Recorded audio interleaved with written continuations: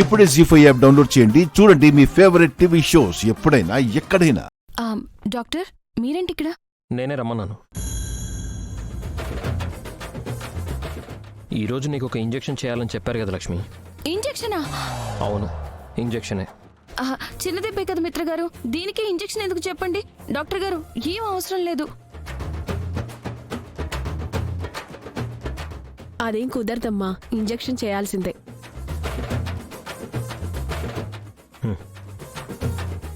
మనీషా, లక్ష్మి కూర్చో.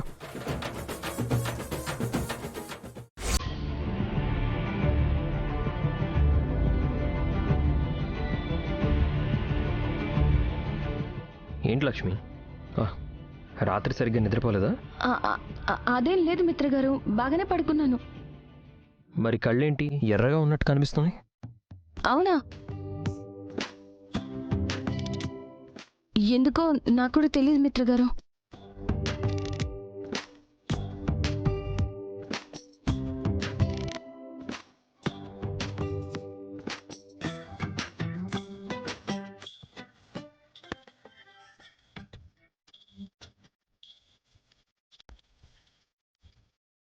ఇంటి దగ్గర కూడా ఆఫీస్ వర్క్ చేసేస్తున్నావా?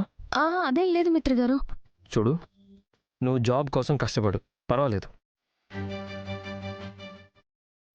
మరీ ఆఫీస్ కోసం ఇంటి దగ్గర కూడా కష్టపడకు, సరేనా?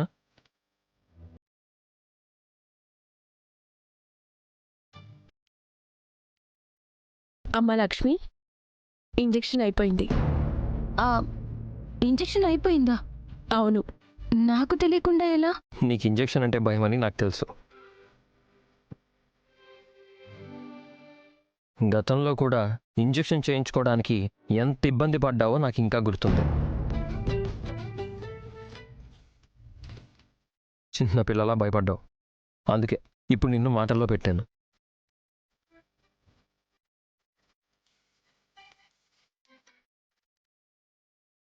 మిత్రా లక్ష్మి, ఎప్పుడూ ఇలాగే చిలక గోరింకలా ఉంటే ఎంత బావుంటుంది.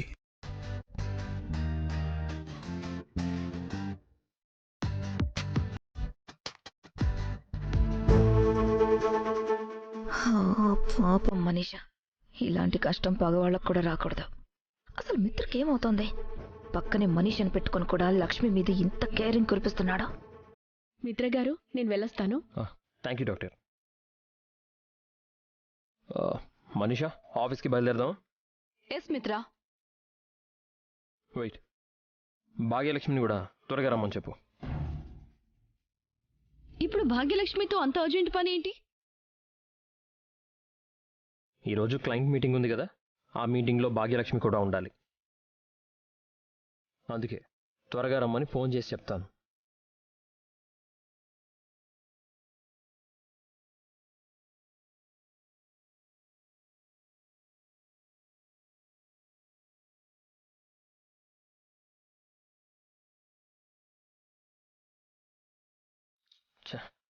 ఏమైంది మిత్ర?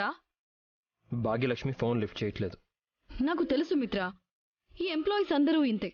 వర్క్ మీద రెస్పాన్సిబిలిటీ ఉండదు, బాస్ మీద రెస్పెక్ట్ ఉండదు. ఈ మాత్రం దానికే రెస్పాన్సిబిలిటీ, రెస్పెక్ట్ అంటావేంటి? తను ఏ పనిలో ఉందో ఏంటో.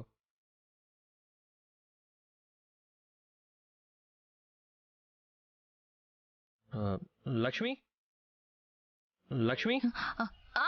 మిత్ర గారు. ఏంటి మిత్ర గారు? లక్ష్మి, అసలే చేతికి దెబ్బ తగిలింది. ఆఫీస్కి వెళ్ళి ఇంకేం పని చేస్తావు? ఈ రోజుకి ఆఫీస్కి వెళ్ళకు. అంటే మిత్ర గారు, అది నేను ఎందుకు చెప్తున్నానో ఆలోచించు. ఇప్పుడు నీకు రెస్ట్ అవసరం. మంచిగా ఇంట్లోనే రెస్ట్ తీసుకో, అర్థమైందా? సరే మిత్ర గారు. మనీషా, మనం బయలుదేరదాం. సరే మిత్ర, నా బ్యాగ్ తీసుకుని వస్తాను, ఉండు. లక్ష్మిని ఆఫీస్కి వెళ్ళొద్దు అంటున్నారు, భాగ్యలక్ష్మిని ఆఫీస్కి రమ్మన్నారు. ఇప్పుడెలా? ఏం చేయాలి ఇప్పుడు?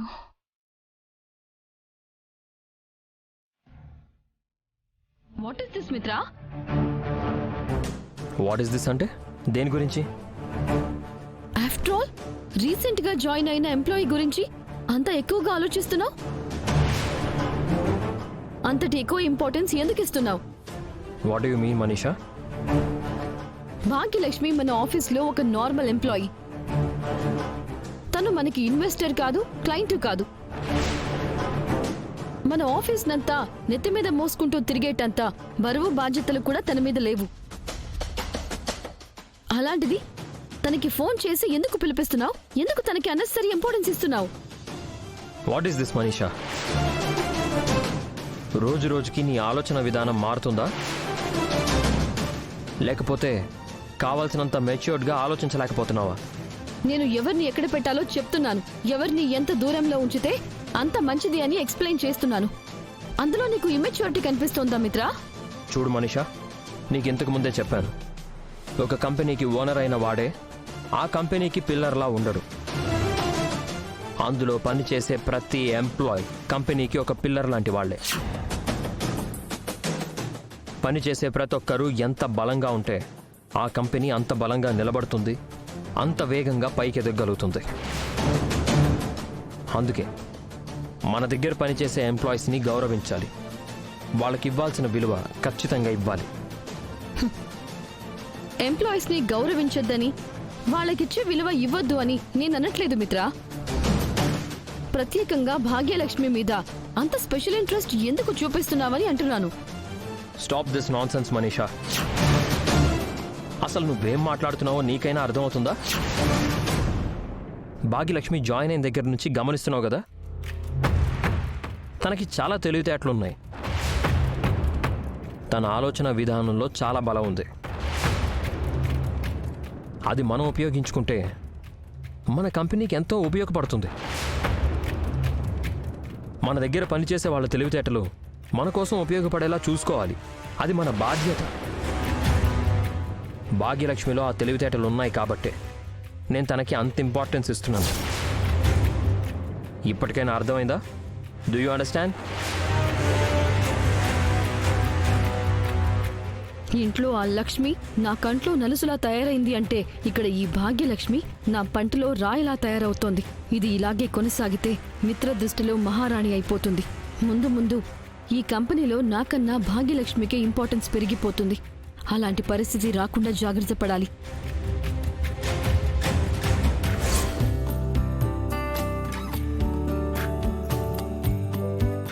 ఇప్పుడు ఏం చేయాలి?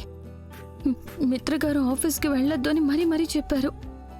ఆయన చెప్పాక కూడా నేను ఆఫీస్కి వెళ్ళానని తెలిస్తే ఆయన మాట తీసి పారేశాను అనుకుంటారు. అలానే వెళ్లకుండా ఆగిపోతే ఆఫీస్లో భాగ్యలక్ష్మి కోసం ఎదురు చూస్తారు. ఇప్పుడు నేనేం చేయాలి?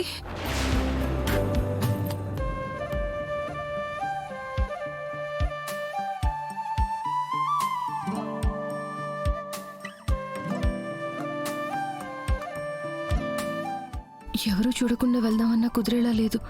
అత్తయ్య గారు బామ్మగారు హాల్లోనే ఉన్నారు. నేను బయటికి వెళ్తే ఖచ్చితంగా ఎక్కడికి వెళ్తున్నావు అని అడుగుతారు, ఆపుతారు. ఎలా? జీ5 యాప్ డౌన్లోడ్ చేసి అన్ని ఎపిసోడ్స్ పూర్తి ఉచితంగా చూడండి.